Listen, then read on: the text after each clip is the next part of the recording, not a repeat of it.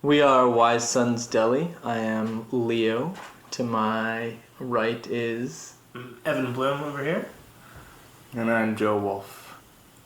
We at Wise Sons are quite used to things that are temporary, and we like to consider ourselves the wandering deli. We're a pop-up right now, which means that we don't have a home, that we're constantly guests in other people's homes, and we struggle to do the best that we can to make our guests feel at home, even when we're guests in somebody else's home.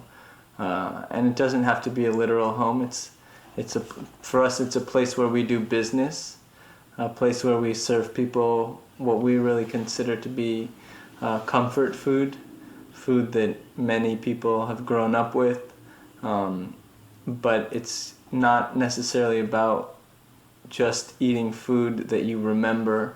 It's about being with people that you enjoy. It's about the care and attention to the food and the ingredients, and the sense of community, I think. Yeah, it's about a sense of place. I mean, the food is a huge aspect of what we do, and the food is very important, obviously. But the atmosphere that we're creating, the atmosphere at this point that we're creating, once a week, is, nearly as important, if not just as important as that food. People come in and we want people instantly to feel that they're in a Jewish deli. They're in, whether it's, the place they grew up with, eating with their family, their grandparents on Sundays, or whatever it was. We want them to walk in and be brought to that place. It's funny, we move around and think about the sukkah, and everyone has a different spin on their own. Some people maybe the structure is made out of wood, maybe it's made out of, dare I say, PVC. I've sort of seen it all, but there are elements of each one that let you know where you are. And I think for us it's the same.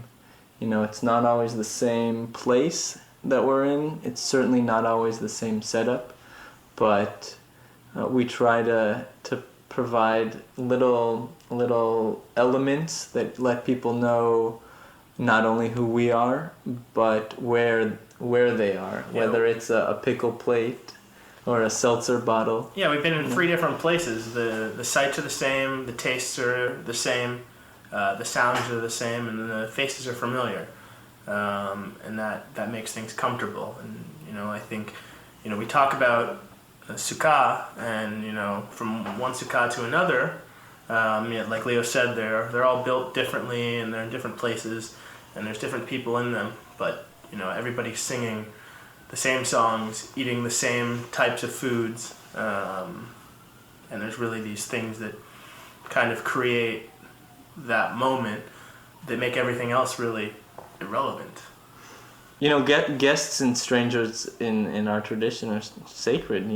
It's so important to treat the stranger and the guest as an honored person, and I think our take on, at least on the deli for us, is that it be for everybody, and that we, when you walk into what is temporarily our space, we do our best to make those guests feel extremely welcomed and honored, regardless of who they are, of their background.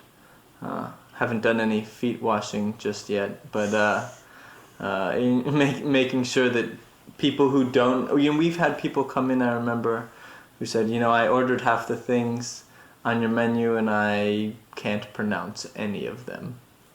But it's an opportunity to treat that guest as a welcome guest in what is temporarily our home, and to educate people and to make them feel that even though they don't share the history and the culture, that this is an opportunity for them to share with us, and that we want to share with them.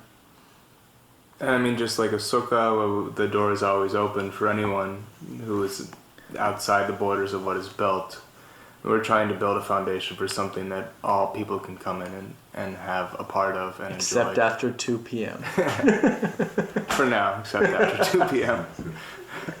But we also talked about how this holiday is largely about, it's the harvest holiday, so we're able to utilize all different types of harvests and what we do on a day-to-day at Wise Sons Deli, and seasonality is very important to us, and this is also recognizing the change of seasons as Sukkot happens, because you're supposed to sleep under the stars and feel the cold kind of coming in as summer fades into fall. And that's just, we see that in how things grow and what we're able to utilize in our pickle plates, for example, since that is a seasonal element that is consistently changing along with everything that we do is, it largely is dependent on the seasons. So when the salmon season ends here pretty soon, we're going to be using a different kind of fish because we wouldn't be going by the laws of sustainability if we didn't. And well, and it's great because, Jewish food is a food built on seasonality.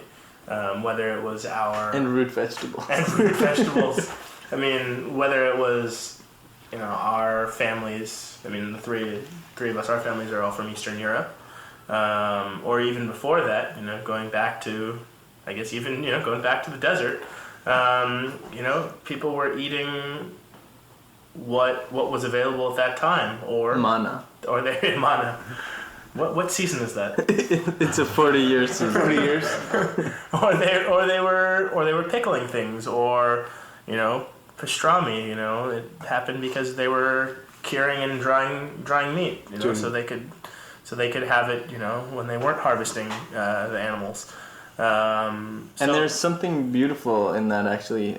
Being a wandering deli, we have all of our deli stuff, whether it's the pickle plates or the knives and meat everything, cutting board. the meat cutting board. But I like to think about it as our tabernacle, something that we bring with us, we set up for one day. We pray in the house of meat and fish and bagels, and then we break it down and we move on. And we are searching for a home, but in the meantime, we're wandering until we find that promised deli.